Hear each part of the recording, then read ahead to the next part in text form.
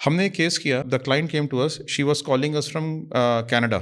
She said कि मेरी जो है शादी हुई मेरे हस्बैंड से। जब मेरी शादी हुई, मेरी शादी में सिर्फ 2 दिन के अंदर अंदर हमारी शादी कर दी गई। जिस दिन हमने एक दूसरे को देखा, अरेंज मैरिज सेटअप था। अरेंज मैरिज सेटअप में जैसे ही हमने एक दूसरे को देखा तो हमने सोचा कि 2 दिन के अंदर अंदर शादी करनी है। 2 दिन के अंदर शादी क्यों करनी थी? कहते हैं जी साए निकल जाएंगे, ये हो जाएगा, वो हो जाएगा, तो आपको 2 दिन के अंदर शादी करनी है। अब हमने 2 दिन के अंदर जल्दी जल्दी प्रिपरेशन करके शादी करी। हमने तो अपने ज़्यादा से ज़्यादा रिश्तेदारों को बुलाया। उनके साइड से 5-7 लोग आए, 10 लोग आए मैक्सिमम शादी करने के लिए। And we just got married within 2 days time. अब हमने कोई वेरिफिकेशन नहीं कराई, प्री मैट्रिमोनियल वेरिफिकेशन कोई नहीं कराई, कोई चेकिंग नहीं कराई उसकी। That was a mistake, and she was herself saying कि काश मैं करा लेती। ठीक है, सो कोई प्री मैट्रिमोनियल इन्वेस्टिगेशन नहीं कराई। कहते हैं कि लड़का जो है यूएस में रहा था, कनाडा में रहा था, तो यूएस और कनाडा की उसके पास वहाँ का सिटीजनशिप भी थी, सब कुछ था, तो पीआर थी वहाँ की, एंड एवरीथिंग वाज सेटल्ड। तो he used to earn quite well. The boy was very handsome and smart also. मुझे भी अच्छा लगा, बातें भी बड़ी अच्छी करता था। तो मैंने सोचा कि चलो ठीक है, मैंने भी कुछ खास पेरेंट्स के ऑब्जेक्ट भी नहीं किया, and I got married to him. जब मैं शादी करके वहाँ पे गई तो मैंने देखा कि जब रिश्तेदार मिलने आते हैं तो मेरी मदर इन लॉ मुझसे कहती हैं कि मैं ना तुम्हारे को जो इंट्रोड्यूस कराऊंगी वो कराऊंगी ये कह के कि तुम जो है ना मेरे बेटे के दोस्त की वाइफ हो। ठीक है, वो कहते हैं कि मुझे बड़ी हैरानी हुई। कहते हैं कि फिर मैंने उनसे पूछा लेकिन ऐसा क्यों?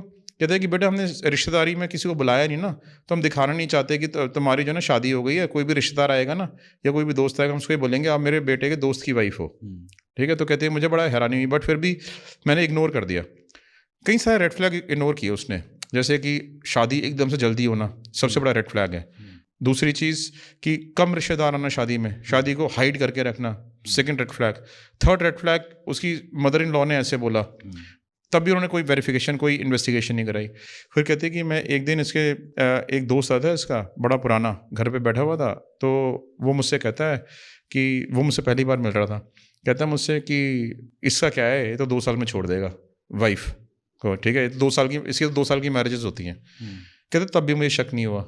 ठीक है, लेकिन फिर मेरी ना मदर इन लॉ ने बोला जो मेरे हस्बैंड को, तो उसको ना तू एक काम करो, जल्दी से ना कनाडा ले जाओ वापस। ठीक है, उन्होंने जल्दी जल्दी करके, मेरा विजिटर वीज़ा था, विजिटर वीज़ा पे, और मेरा स्पाउस की तो पीआर थी, उसके बेस पे मेरे को कनाडा भेज दिया इन्होंने, ताकि मैं यहाँ पे ज़्यादा लोगों से बात ही ना कर पाऊँ।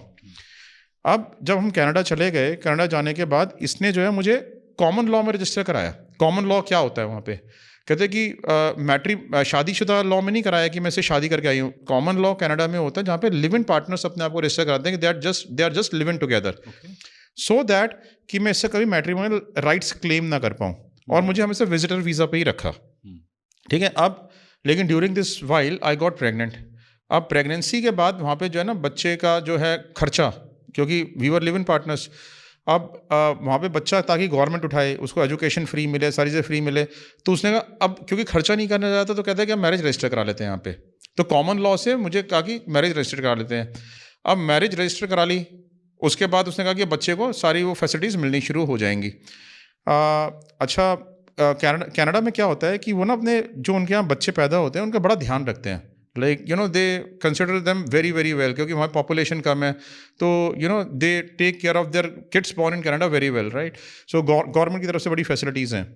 नाउ क्या होता है कि अब वो कहती है कि थोड़े टाइम बाद when the time passed by, मेरे पास बच्चा अभी 5 ही महीने का था। मेरे पास जो था, मेरा को यहाँ का जो वैलिड वीज़ा था, वैलिड वीज़ा दिलवाने के लिए, मतलब जो परमानेंट वीज़ा होता है उसके लिए अप्लाई किया हुआ था मैंने यहाँ पे। He was not applying even for me here, but मैंने यहाँ पे अप्लाई किया हुआ था। इसने क्या किया, इसने कहा कि चलो, जब तक मैं विजिटर वीज़ा पे ही थी एंड वैलिड वीज़ा पे नहीं थी, आई वॉज इन मिडल, लगने वाला था but it was in middle, मैंने अप्लाई किया हुआ था। इसने कहा चलो रोड ट्रिप पर चलते हैं यूएस। ठीक है, और इसको पता था और मुझे नहीं पता था ये बात कि ये क्यों मुझे रोड ट्रिप पे यूएस लेके जा रहा है। रोड ट्रिप पे मुझे यूएस ले गया। वहाँ से यूएस ले जाने के बाद जब मैं वापस कनाडा में आई तो कैनेडियन से मुझे एंट्री नहीं दी। ठीक है, और कहते हैं कि हम बच्चे को रखेंगे, बच्चा हमारा है, ठीक है, इसके फादर को देंगे। ठीक है, और तुम एंट्री नहीं कर सकते कि तुम्हारे पास वैलिडिटी नहीं है। क्यों नहीं वैलिडिटी? बिकॉज वैलिड वीज़ा अभी तक मिला ही नहीं था और वो उस वीज़ा पे एंट्री नहीं कर सकती थी। There is some because she exited Canada while she had applied for her valid visa there, right? So उस दौरान में she couldn't leave the country till the time she has got her visa, valid visa from there. तो क्योंकि वो बाहर निकल गई तो now she cannot enter in. तो और कहती है कि क्यों कहते हैं बच्चे को तो हम फादर को हैंड ओवर कर देंगे, कहते हैं कि मैं रह गई स्टक यूएसए कैनेडियन उस इमिग्रेशन पे, और कहते हैं मेरा हस्बैंड बड़ी तेज तेज हंसने लगा, ठीक है। मेरा सवाल है इसमें, जो लेडी है क्या वो पढ़ी लिखी नहीं है? वो बहुत एजुकेटेड लेडी है, बट वहाँ के बारे में सब कुछ लेकिन see when you are in a foreign country, right, आप अपने पार्टनर के ऊपर ट्रस्ट करते हो कि जो कर रहा है वो सही ही कर रहा होगा, because he is a permanent resident of this place, he knows every process, right. उसको नहीं पता कि इसके दिमाग में क्या चल रहा है। अंडरस्टूड, ठीक है, राइट। सो अब क्या हुआ कि वो कहते हैं कि वहाँ पे एयरपोर्ट पे हंसने लगा जोर जोर से, बच्चे को हैंड ओवर ले लिया। कहते हैं कि मैं बड़ा रोई उनके सामने, इमिग्रेशन ऑफिसर के सामने, क्योंकि अपने बच्चों का बड़ा रिगार्ड करते हैं। उन्होंने सोचा कि मदर जो है वो बिल्कुल बच्चा बिना मदर के रह जाएगा। They allowed me entry in, और उन्होंने मुझसे लिखवा लिया, डिक्लेरेशन ले ली कि भाई आप यहाँ पे वैलिड उसके लिए अप्लाई करोगे and you will only exit once you get it.